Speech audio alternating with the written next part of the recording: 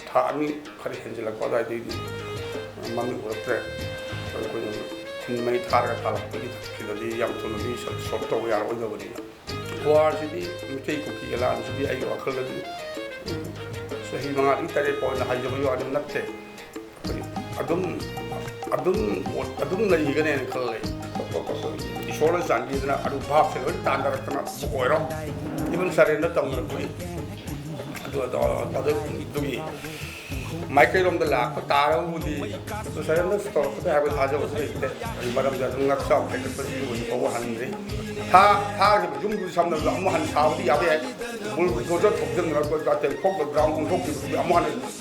ꯁꯦꯝꯒꯠꯄ ꯌꯥꯏ ꯑꯗꯨ ꯁꯤꯈ꯭ꯔꯕ ꯊꯋꯥꯏꯗꯨꯗꯤ ꯍꯦꯟꯒꯠꯍꯟꯕ ꯉꯝꯗꯣꯔꯤꯕ꯭ꯔꯥ ꯑꯗꯨ ꯅꯤꯡꯊꯧ ꯌꯥꯎꯗ꯭ꯔꯕ ꯂꯥꯟꯗꯨꯗꯤ ꯗꯦꯟ ꯑꯗꯨ ꯑꯃꯨꯛ ꯁꯦꯅꯥ ꯌꯥꯎꯗ꯭ꯔꯕ ꯂꯥꯟꯗꯨꯗꯤ ꯃꯥꯏꯊꯤꯕ ꯍꯥꯏꯕꯁꯤ ꯁꯨꯡꯁꯣꯏ ꯁꯣꯏꯗꯦ ꯑꯗꯨꯅ ꯍꯧꯖꯤꯛꯀꯤ ꯃꯇꯝꯁꯦ ꯑꯗꯨ ꯀꯨꯀꯤꯅ ꯇꯥꯜꯂꯤꯕꯁꯨ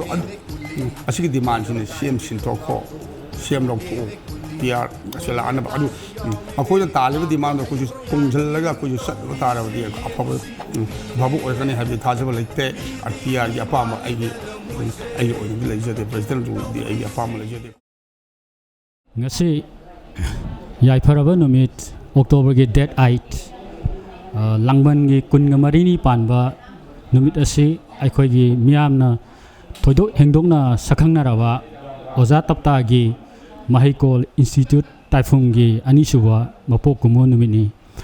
asi da the morning bell na mamangumna ngasi ju puduna laksari oza tapta gi oiba wakhalon mayam da thamjana bi tanja du logjari ahamukta da ozagi mapok kumol anisuwa mapok kumol asina lakpada the morning bell gi maikai dagi ozagi mahikol amadi institute asibu morning bell gi maikai dagi yaifa thogjan pizari ahamada ozagi akhoi mahikol institute asi taifum haiba अखोगी ओजागी से मतौ करमना लिंखट पिरपगे अमदी ओजागी करमबा वखलदा हाइबा institute असि सेंबिरपगे हाबिदो खितंग थंबियो ताइफुम the 2019 institute असि अखोई 2019 दगी other start तौजरे अजुगी ममांग अखोई 20 अखोई corona Manu अदादी खन्नबा हौरे अखोई Ethan खक्नदी खोई सेमबा ngam अदु हुजिक्ति अखोई लोन मखयगी अखोई फेन मयामसिंग माइ तोंगा तोंगा ग्रुप लैनरखिबा हाना लैनरमलिबा अखोई टीएफसी तप्ता फैन क्लब टीएसएल तप्ता सोशल लिरिक्स नॉट हेंगो ओली तप्ता देन अदु अखोई रिवोल्यूशन सिंगर काइन माइ ग्रुप लैनरम अखोई पुलप पुंजल सियोजा अदु अखोई ताइफुम तप्ता इंस्टीट्यूट फिजन मिजो हाइबा सेम जे हाइदन अखोई स्टार से अखोई 2019 दगे स्टार तौर मतुंग वर्क अखोई फंक्शन दे अखोई कनो दगे 20 अखोई ममांग अंतन अनी सूबनी अखोई तौबदो अखोई 2022 द ओयगनी 2022 द हानबा कमाय तौर समाज लिंखट अखोई सेमबा हौरे अखोई फंक्शन तौबा हौरखरे अखोई 22 अदु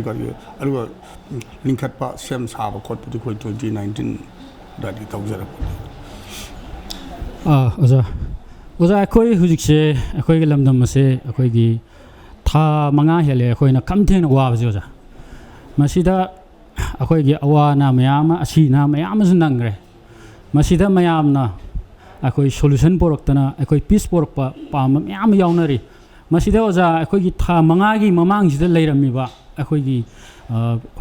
पीस से मसिगिजे अमु हन्ना हंजिन बिरकनी हैबसे खनबिब्रो ओजा कितंग थंबि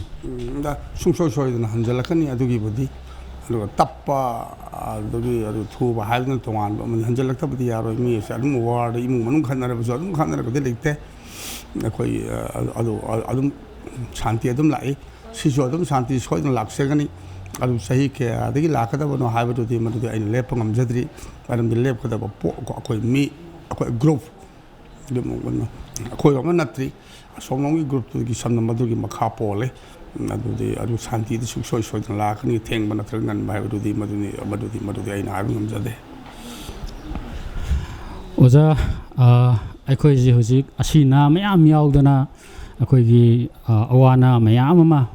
मतम सांगना था मंगा जे मसे अखोई जे वाराबनी मसीदा ओजा असुक वारब मतम सिदा अखोई हुजिक पालिबा अखोई government asina akhoi MLA minister singna wa ma pho ngangdana tumin leibase oza masi oza gi kari thambinimge kari ni khanbi ꯁꯤꯒꯤꯗꯤ ꯑꯩꯈꯣꯏ ꯊꯧꯅꯥ ꯈꯔ ꯋꯥꯠꯄ ꯍꯥꯏꯕ ꯇꯥꯔꯦ ꯊꯧꯅꯥꯁꯤ ꯈꯔ ꯅꯠꯇꯦ ꯐꯖꯅ ꯋꯥꯠꯄꯒꯤ ꯊꯧꯅꯥ ꯑꯩꯈꯣꯏꯒꯤ ꯍꯟꯗꯛꯀꯤ ꯈꯛꯀꯤ ꯋꯥ ꯉꯥꯛꯁꯨ ꯅꯠꯇꯦ ꯃꯃꯥꯡꯗꯒꯤ ꯑꯩꯈꯣꯏꯅ ꯂꯥꯛꯈꯤꯕ ꯑꯩꯈꯣꯏ 1949 1949 ꯂꯥꯛꯏꯕ ꯑꯩꯈꯣꯏ ꯃꯇꯝꯗꯨꯒꯤ ꯅꯤꯡꯊꯧ ꯄꯥꯜꯂꯛꯏꯕ ꯃꯇꯝ ꯑꯗꯒꯤ ꯑꯩꯈꯣꯏꯒꯤ ꯍꯧꯖꯤꯛꯐꯥꯎ ꯂꯥꯛꯏꯕ ꯃꯇꯝꯒꯤ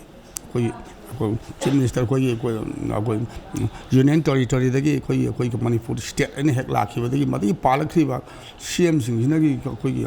ꯗꯦꯜꯂꯤꯒꯤ ꯑꯩꯈꯣꯏ ꯗꯦꯜꯂꯤꯒꯤ ꯍꯦꯟꯗꯜꯗꯕꯨꯗꯤ ꯆꯠꯀꯗꯕꯅꯤ ꯑꯗꯨ ꯍꯥꯟꯅ ꯄꯥꯡꯗꯕꯗꯨꯗꯤ ꯑꯩꯈꯣꯏ ꯃꯤꯇꯩꯁꯨ ꯃꯥꯟꯖꯗꯦ ꯑꯁꯤ ꯄꯥꯡꯃꯟꯗ꯭ꯔꯤꯁꯤ ꯀꯔꯤꯗꯒꯤ ꯂꯥꯛꯄꯅꯣ ꯍꯥꯏꯕꯗꯨꯗꯤ ꯇꯁꯦꯡꯅ ꯑꯩꯈꯣꯏ ꯃꯁꯤꯗꯤ ꯚꯥꯞ ꯑꯁꯤ ꯇꯥꯖꯔꯛꯇꯦ ꯑꯩꯈꯣꯏꯅ ꯍꯥꯏꯔꯤꯕ ꯃꯩꯇꯩ ꯅꯣꯡꯁꯥꯒ ꯍꯥꯏꯕꯁꯤ ꯏꯀꯥꯏꯕ ꯑꯃ ꯌꯥꯎꯁꯜꯂꯛꯄ ꯑꯃ ꯌꯥꯎꯔꯛꯏ ꯑꯩꯈꯣꯏꯅ ꯏꯁꯩꯗꯒ ꯁꯩꯊꯥꯖꯔꯤꯕ ꯌꯥꯎꯔꯤ ꯁꯩꯔꯦꯡꯗꯒ ꯁꯩꯊꯥꯖꯔꯤꯁꯦ ꯃꯩꯇꯩ ꯅꯣꯡꯁꯥꯒ ꯍꯥꯏꯕꯁꯤ ꯈꯨꯠꯂꯥꯏ ꯍꯦꯛ ꯄꯥꯏꯔꯒ ꯃꯩꯇꯩ ꯅꯣꯡꯁꯥ ꯑꯣꯏꯕ꯭ꯔꯥ ꯅꯠꯇ꯭ꯔꯒ ꯃꯈꯣꯏꯗꯤ ꯃꯩꯇꯩ ꯅꯣꯡꯁꯥ ꯅꯠꯇ꯭ꯔꯕ꯭ꯔꯥ ꯑꯗꯨ ꯁꯤꯒꯤ ꯃꯤꯒꯤ ꯊꯧꯅꯥꯁꯤꯗꯤ ꯀꯩꯗꯧꯕꯩ ꯁꯣꯜꯂꯤꯅꯣꯅ ꯍꯪꯉꯨꯕꯁꯤꯗꯤ ꯑꯁꯤꯗ ꯑꯣꯏꯅ ꯍꯦꯟꯅ ꯋꯥꯔꯦꯅꯦ ꯑꯩꯈꯣই ꯏꯗꯤꯟ ꯐꯨꯗꯣꯛꯆꯕ ꯉꯝꯗ꯭ꯔꯤꯕꯁꯤ ꯇꯁꯦꯡꯕꯗꯤ ꯑꯩꯈꯣꯏ ꯏꯗꯤꯟ ꯐꯨꯗꯣꯛꯆꯕ ꯉꯝꯗ꯭ꯔꯤꯕꯁꯤ ꯃꯈꯣꯏꯅꯁꯨ ꯅꯠꯇꯦ ꯑꯩꯈꯣꯏꯅꯁꯨ ꯑꯣꯏꯌꯦ ꯑꯩꯈꯣꯏꯒꯤ ꯏꯚꯟ ꯑꯩꯈꯣꯏꯒꯤ ꯊꯤꯕꯣꯡꯅ ꯃꯤꯄꯥꯟ ꯇꯥꯡꯕꯗꯒꯤꯁꯨ ꯂꯥꯛꯑꯦꯅ ꯈꯜꯂꯤ ꯁꯤꯗ ꯑꯩꯈꯣꯏ ꯋꯥ ꯀꯜꯆꯔ ꯌꯥꯎꯗꯕꯗꯒꯤꯅꯤ ꯁꯤꯁꯦ ꯑꯩꯈꯣꯏ ꯃꯤꯉꯣꯟꯗꯒꯤ ꯅꯤꯔꯒ ꯆꯥꯗꯕꯒꯤ ꯑꯩꯈꯣꯏ ꯂꯝꯗꯝ ꯑꯃ ꯑꯣꯏꯔꯝꯕ ꯇꯥꯔꯕꯗꯤ ꯑꯗꯨ ꯋꯥꯅꯁꯨ ꯄꯥꯡꯗꯕꯁꯨ ꯑꯣꯏꯔꯝꯃꯣꯏꯗꯧꯅꯁꯨ ꯈꯜꯂꯤ ꯑꯗꯨꯒ ꯑꯩꯈꯣꯏꯒꯤ ꯍꯧꯖꯤꯛꯀꯤ ꯁꯔꯀꯥꯔꯒꯤ ꯋꯥ ꯇꯣꯛꯑꯒ ꯁꯔꯀꯥꯔꯒꯤ ꯋꯥ ꯉꯥꯛꯇꯁꯨ ꯅꯠꯇꯦ ꯑꯩꯈꯣꯏ ꯄꯕ꯭ꯂꯤꯛꯇꯁꯨ ꯌꯥꯝ ꯗꯤꯄꯦꯟ ꯇꯧꯏ ꯑꯁꯤꯒꯤꯗꯤ ꯑꯩꯈꯣꯏꯒꯤꯗꯤ ꯊꯥ ꯑꯅꯤ ꯈꯛꯇꯪ ꯏꯀꯣꯅꯣꯃꯤꯛ ꯕ꯭ꯂꯣꯀꯦꯠ ꯇꯧꯕꯗ ꯍꯧꯖꯤꯛꯁꯨ ꯍꯧꯈ꯭ꯔꯦ ꯅꯦꯠ ꯊꯤꯡꯖꯤꯜꯂꯦ ꯍꯥꯏꯕꯒꯤ ꯕ꯭ꯂꯣꯀꯦꯠꯁꯤ ꯍꯧꯈ꯭ꯔꯦ ꯅꯦꯠ ꯊꯤꯡꯕꯩ ꯐꯥꯎ ꯁꯝꯅꯔꯕ ꯑꯩꯈꯣꯏ ꯍꯧꯖꯤꯛ ꯂꯩꯔꯤꯕ ꯍꯥꯏꯋꯦꯁꯤ ꯊꯤꯡꯒꯠꯂꯛꯏꯃꯤꯗꯣ ꯀꯌꯥꯝ ꯌꯥꯝꯅ ꯑꯁꯤ ꯀꯔꯤꯝꯇ ꯉꯝꯖꯗꯒꯦ ꯁꯝꯅ ꯁꯔꯀꯥꯔꯒꯤ ꯄꯥꯡꯗꯕꯁꯤꯃꯗꯤ ꯃꯤꯅ ꯄꯥꯡꯗꯕꯁꯨ ꯀꯩꯗꯧꯕꯩ ꯄꯥꯡꯗ꯭ꯔꯤꯅꯣꯅ ꯍꯪꯉꯨꯕꯗꯨ ꯌꯥꯝ ꯐꯔꯛ ꯌꯥꯝ ꯇꯥꯏ ꯑꯗꯨꯒ ꯃꯤꯅ ꯁꯣꯟꯕꯁꯨ ꯀꯩꯗꯧꯕꯩ ꯁꯣꯜꯂꯤꯅꯣ ꯍꯪꯕ ꯍꯥꯏꯕꯁꯨ ꯐꯔꯛ ꯌꯥꯝ ꯇꯥꯏ ꯑꯗꯨꯕꯨ ꯑꯩꯅ ꯀꯣꯁꯇꯨꯗꯤ ꯑꯩꯈꯣꯏ ꯃꯔꯝꯗꯨꯗꯤ ꯍꯧꯖꯤꯛꯀꯤꯁꯤꯅ ꯑꯩꯅ ꯇꯣꯉꯥꯟꯕ ꯑꯩꯒꯤ ꯑꯦꯡꯒꯜꯅꯤ ꯑꯩꯒꯤ ꯊꯤꯡꯀꯤꯡ ꯁ꯭ꯇꯥꯏꯜꯗ ꯍꯥꯏꯕ ꯇꯥꯔꯤ ꯑꯩꯈꯣꯏ ꯃꯤꯉꯣꯟꯗꯒꯤ ꯅꯤꯔꯒ ꯍꯤꯡꯉꯒ ꯆꯥꯔꯨꯕꯗꯒꯤꯁꯨ ꯑꯁꯤ ꯅꯠꯇ꯭ꯔꯗꯤ ꯊꯤꯡꯖꯤꯟꯕꯤꯈꯤꯗ꯭ꯔꯥ ꯍꯥꯏꯕꯒꯤꯁꯨ ꯑꯣꯏꯔꯝꯕꯁꯨ ꯌꯥꯏ ꯑꯗꯨꯒ ꯃꯥꯒꯤ ꯀꯔꯤꯒꯨꯝꯕ ꯃꯥꯒꯤ ꯄꯔꯁꯣꯅꯦꯜ ꯃꯥꯒꯤ ꯀ꯭ꯔꯦꯗꯤꯠ ꯂꯧꯅꯤꯡꯕꯗꯒꯤꯁꯨ ꯑꯣꯏꯔꯝꯕꯁꯨ ꯌꯥꯏ ꯑꯗꯨꯒ ꯂꯨꯔꯤꯕ ꯏꯕꯣ ꯃꯥ ꯈꯛꯀꯤ ꯋꯥ ꯅꯠꯇꯦꯅꯦ ꯍꯧꯖꯤꯛ ꯂꯩꯔꯤꯕ MLA 60ꯒꯤ ꯃꯅꯨꯡꯁꯤꯗ MLA 10 ꯈꯥꯏꯗꯣꯛꯈ꯭ꯔꯕ ꯃꯇꯨꯡꯗ ꯍꯧꯖꯤꯛꯐꯥꯎ ꯁꯝꯅ ꯐꯝꯅ ꯍꯦꯟꯅ ꯃꯔꯨ ꯑꯣꯏꯅ ꯂꯧꯅꯔꯤꯕꯁꯤꯅꯤ ꯁꯤ ꯁꯨꯝ ꯁꯤꯅ ꯍꯦꯟꯅ ꯀꯃꯥꯏꯅ ꯇꯧꯅ ꯄꯥꯡꯗꯣꯔꯤꯕ ꯇꯣꯉꯥꯟꯅ ꯆꯠꯅꯒꯅꯤ ꯗꯦꯜꯂꯤꯗ ꯃꯃꯜꯗꯨꯁꯨ ꯑꯩꯅ ꯁꯩꯊꯥꯖꯩ ꯀꯣꯀꯦꯂꯦꯟ 12ꯗꯨꯗ ꯀꯔꯤꯝꯇ ꯍꯥꯏꯕ ꯀꯩꯅꯣꯒꯤ ꯀꯔꯤꯒꯨꯝꯕ ꯑꯃꯠꯇ ꯍꯥꯏꯕ ꯉꯝꯗꯦ MLA ꯃꯤꯅꯤꯁꯇꯔꯒꯤ ꯋꯥꯗꯨ ꯇꯣꯛꯈꯤꯁꯤꯅꯦ ꯁꯤꯗꯒꯤ ꯆꯠꯈ꯭ꯔꯤꯕ CSOꯁꯤꯡꯗꯨ ꯆꯠꯈ꯭ꯔꯤꯕꯗꯨꯕꯨ ꯑꯥꯗ ꯀꯔꯤ ꯍꯥꯏꯕꯒꯦꯅꯦ ꯊꯣꯛꯂꯛꯑꯒ ꯇꯝꯕꯤꯗꯨꯉꯥꯏ ꯀꯩꯅꯣ ꯑꯩꯈꯣꯏ ꯃꯅꯤꯄꯨꯔ ꯉꯝꯈꯩ ꯀꯥꯏꯍꯜꯂꯣꯏ ꯍꯥꯏ MLA ꯃꯤꯅꯤꯁꯇꯔꯒꯤ ꯋꯥꯗꯨꯃꯁꯨ ꯊꯝꯈꯤꯁꯦ ꯑꯩꯈꯣꯏꯒꯤ CSO ꯁꯤꯚꯤꯜ ꯁꯣꯁꯥꯏꯇꯤ ꯑꯣꯔꯒꯅꯥꯏꯖꯦꯁꯟꯅ ꯆꯠꯈꯤꯕ ꯀꯥꯟꯗꯁꯨ ꯑꯩꯈꯣꯏꯒꯤ ꯑꯥꯗ ꯗꯦꯜꯂꯤꯒꯤ ꯂꯥꯏꯇꯣꯡ ꯈꯝꯗꯣꯡꯕꯁꯤꯡꯒ ꯎꯅꯔꯨꯕ ꯀꯥꯟꯗꯁꯨ ꯀꯔꯝꯕ ꯑꯦꯛꯁꯟꯁꯦ ꯂꯩꯈꯠꯂꯒ ꯁꯝꯅ ꯍꯥꯏꯔꯕꯗ ꯀꯣꯏꯁꯟ ꯇꯧꯔꯝꯕꯒꯦꯅꯦ ꯇꯧꯗꯦ ꯃꯣꯏꯁꯨ ꯇꯧꯕꯒꯤ ꯄꯥꯎ ꯇꯥꯗꯦ ꯇꯧ ꯇꯥꯔꯗꯤ ꯁꯝꯅ ꯍꯥꯏꯔꯕꯗ ꯑꯩꯈꯣꯏ ꯄꯦꯄꯔꯗ ꯐ꯭ꯂꯥꯁ ꯇꯧꯔꯛꯀꯅꯤ ꯑꯗꯨꯅ ꯑꯩꯈꯣꯏꯅ ꯁꯣꯜꯂꯤꯁꯦ ꯀꯗꯥꯏꯗꯅꯣ ꯁꯣꯜꯂꯦ ꯑꯩꯈꯣꯏ ꯔꯥꯖꯅꯤꯇꯤ ꯋꯥꯂꯥ ꯈꯛꯀꯤ ꯋꯥ ꯉꯥꯛꯁꯨ ꯅꯠꯇꯦ ꯔꯥꯖꯅꯤꯇꯤ ꯋꯥꯂꯥ ꯍꯥꯏꯕꯗꯨꯗꯤ ꯑꯩꯈꯣꯏꯒꯤ ꯏꯔꯛꯇꯒꯤ ꯊꯣꯛꯈꯤꯕꯅꯦ ꯑꯩꯈꯣꯏꯅ ꯊꯥꯗꯔꯒ ꯚꯣꯠ ꯄꯤꯔ ꯃꯇꯨꯡꯗ ꯃꯍꯥꯛꯄꯨ ꯌꯥꯔꯦ ꯃꯥꯅ ꯈꯔ ꯀꯜꯂꯦꯅ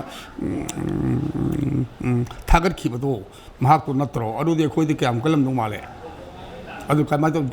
ꯁꯤꯗꯤ ꯀꯗꯥꯏꯗꯒꯤ ꯂꯥꯛꯄꯅꯣꯗꯤ ꯑꯩꯈꯣꯏ ꯌꯨꯅꯤꯇꯤ ꯁꯥꯒꯠꯄ ꯉꯝꯖꯗꯕꯗꯒꯤꯅꯤ ꯁꯤꯒꯤꯗꯤ ꯑꯗꯨꯅ ꯍꯟꯗꯛꯀꯤ ꯁꯝꯅ ꯇꯥꯏꯐꯨꯝ ꯗꯦꯒ ꯃꯔꯤ ꯂꯩꯅꯅ ꯑꯩꯈꯣꯏꯒꯤ ꯇꯥꯏꯐꯨꯝ ꯑꯥꯔꯇꯤꯁꯁꯤꯡꯅ ꯁꯛꯏꯕꯗꯨꯁꯨ ꯃꯃꯤꯁꯨ ꯑꯗꯨꯝ ꯇꯥꯔꯦ ꯁꯨꯝꯕ ꯀꯌꯥ ꯑꯩꯈꯣꯏ ꯃꯥꯏ ꯃꯔꯝꯗꯤ ꯀꯣꯛꯊꯣꯛ ꯑꯃ ꯂꯩꯔꯝꯕꯁꯨ ꯌꯥꯏ ꯑꯗꯨꯗꯒꯤꯁꯨ ꯑꯣꯏꯔꯝꯕ ꯌꯥꯏ ꯑꯩꯈꯣꯏ ꯗꯦꯜꯂꯤꯒꯤ ꯑꯩꯈꯣꯏ ꯂꯤꯗꯔꯁꯤꯡꯗ ꯑꯩꯈꯣꯏꯅ ꯋꯥ ꯉꯥꯡꯕ ꯉꯝꯗ꯭ꯔꯤꯁꯤ ꯑꯩꯈꯣꯏꯒꯤ ꯑꯁꯣꯏꯕ ꯑꯋꯥꯠꯄ ꯀꯣꯛꯊꯣꯛ ꯑꯃ ꯂꯩꯔꯛꯄꯁꯤꯅꯁꯨ ꯑꯣꯏꯔꯝꯕ ꯌꯥꯏ ꯍꯥꯏꯅ ꯈꯜꯂꯤ ꯑꯩꯈꯣꯏꯒꯤ ꯁꯣꯜꯂꯤꯕꯁꯤ ꯑꯗꯨꯕꯨ ꯅꯣꯡꯃꯗꯤ ꯑꯗꯨꯝ ꯀꯟꯈꯠꯂꯛꯈꯤꯒꯅꯤꯗ ꯑꯁꯤꯒꯤꯁꯨ ꯍꯥꯏꯕ ꯉꯝꯕꯒꯤ ꯊꯧꯅꯥ ꯑꯃ ꯂꯩꯔꯛꯈꯤꯒꯅꯤ ꯑꯗꯨꯕꯨ ꯑꯩꯈꯣꯏꯁꯨ ꯈꯥꯡꯕ ꯉꯝꯕꯒꯤ ꯄꯪꯈꯩꯗꯨꯒꯤ ꯋꯥꯡꯃꯗ ꯂꯥꯛꯄ ꯇꯥꯔꯕꯗꯤ ꯑꯩꯈꯣꯏꯁꯨ ꯇꯧꯍꯩꯗꯕ ꯍꯥꯏꯗꯤ ꯇꯧꯍꯩꯗꯕ ꯃꯌꯥꯝ ꯇꯧꯔꯣꯏꯗꯕ ꯃꯌꯥꯝꯁꯤꯁꯨ ꯇꯧꯔꯛꯑꯣꯏ ꯍꯥꯏꯅꯤꯡꯉꯥꯏꯗꯤ ꯂꯩꯇꯦ ꯑꯩꯈꯣꯏꯁꯨ ꯍꯧꯖꯤꯛꯁꯦ ꯂꯣꯏꯅꯃꯛ ꯄ꯭ꯔꯖꯥ ꯁꯦꯛꯁꯟ ꯈꯨꯗꯤꯡꯃꯛꯁꯦ ꯃꯊꯪ ꯑꯣꯏꯗꯤ ꯂꯣꯏꯅ ꯁꯣꯛꯅꯔꯕꯅꯤ ꯍꯧꯖꯤꯛꯁꯦ ꯑꯗꯨꯅ ꯊꯥ 5 ꯐꯥꯔꯛꯑꯕ ꯍꯦꯜꯂꯛꯑꯕ ꯃꯤꯀꯨꯞ ꯑꯁꯨꯃꯛ ꯐꯥꯎꯕ ꯁꯝꯅ ꯍꯥꯏꯔꯕꯗ ꯑꯩꯈꯣꯏ ꯀꯅꯥꯒꯨꯝꯕ ꯑꯝꯇ ꯂꯩ ꯇꯥꯗ꯭ꯔꯤꯕꯅꯤ ꯑꯩꯈꯣꯏ ꯑꯍꯤꯡ ꯌꯥꯔꯦꯛꯅꯔꯤ इमा इबेंसिंग अखोई सोरोक तुम लेप्त्री नोंमई कापथरकपसु लेप्त्री हौजी लेप नते स्वाई खतंग सामना अखोई अखोई हौजी वार जोन ओरमी अखोई तिदिमगी खरा खरा खरा कापथदेना हाइबगी वानी असोम नाकंददी अमुसु कापनरी अखोई इथल मामी सोम साइटदी वार लेप्त्री इदुना हौजी वादु मतम पुजरकदी हाइना ताई पुजरकनी हाइनादी खली अखोई मागी मथौना लै अखोई खाम ngambagi pangamdo loigrabadi khoigisu lakhigani khoi MLA minister su mai thona pudorakigani haibi thajabadi de ek su laijari hujikse akhoi mioi kharana akhoi paliba government ase leitre leitabaga chamanare akhoi aduna akhoi CM bo pham thadopiro akhoi pyar lakpana hena pamjare maduna hena phagadra अखोई मदुने हेन फरनी खनबजु ma'am याउनरे अदुबो प्यार जे तसेंगना लाए लौरजे ओजा अदो मसी लाखु मतमदा मसीदा मांगजबा अमदी तोंगजबसे अखोइदा करी ओयदगे हाबदो ओजा खितंग थमियो प्यार लाख बहुदी मदुगी दो कोइन मानयन खनबे योनी मानबति लैरोय हाइना खंगजद्रबा गी वखल सुनसु अदुम आइखोन फोंगदोक्सरी प्यार लाख तारबदि कोइ हुजुजि लैरिबा कोइ village defense volunteers singi ana akhoi mai khungang ngang thok chana ba paijeri ba koi khulai koi double barrel boro ama koi single barrel boro khulai sing su samdal koi gi central government gi koi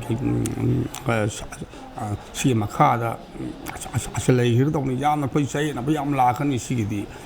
akhoi kan huju ji bo aso yam no kal thing mang ngam ding ma rakhida koi thing ba su ngam da ba film अमद लाप याई PR लाकना लंबी दुदे सिंजनिंगदे अदुगा अमुसु असोम हेक साबिरिबा कोई CM लौथोखिबा मिकुप तुदने कोई CM लौथोक Pasi PR नि president rule लाग no आई सम CM बो BJP बो सपोर्ट तो बो वांग आसुना सेदे एगिसी तसेना आइदी अदु लूरिदी हुजिकि कल्लब लाट सोगनि लाट मनुसिदा कोई निंथौ यावदवा हाइबसे कोई ओके सरकार से सोले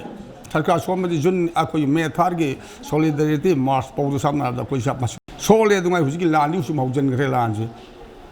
सिदाइसे लान अदु निंथौ यावद्रबा लानदुदि देन अदु अमु सेना यावद्रबा लानदुदि माइथि हाइबसे सोइदे अदुना हुजिकि मतमसे अदु कुकिना तालिबसु असिकी डिमांड सिने CM सिंथोखो CM लौथो PR असला अनब अदु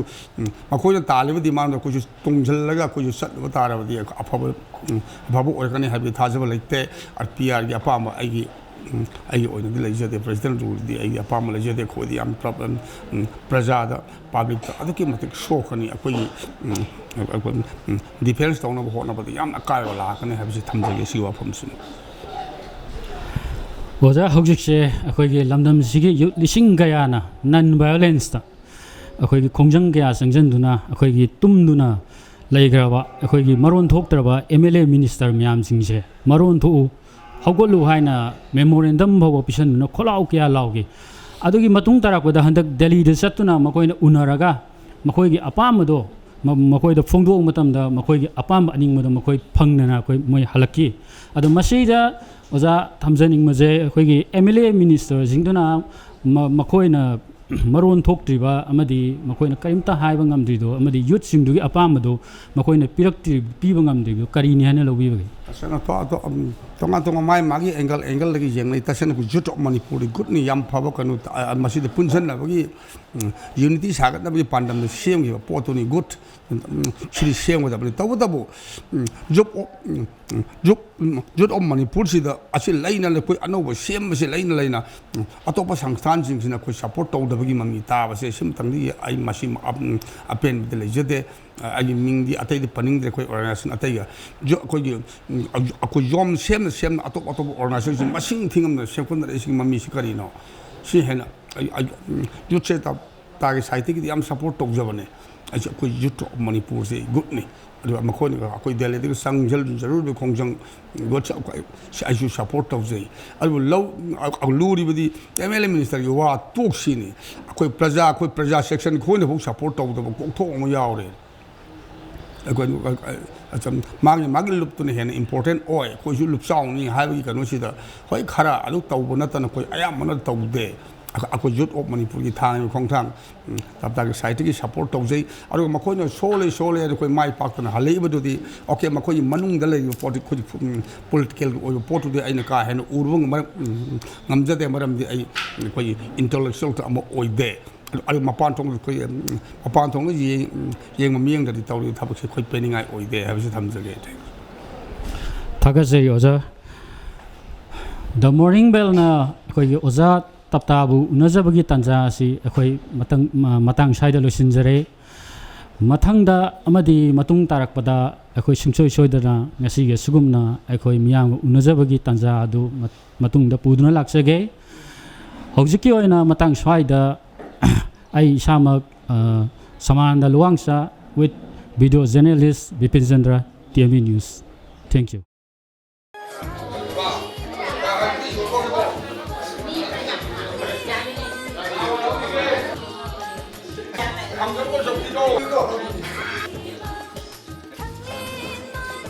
아, 내가 좀 중간에 가고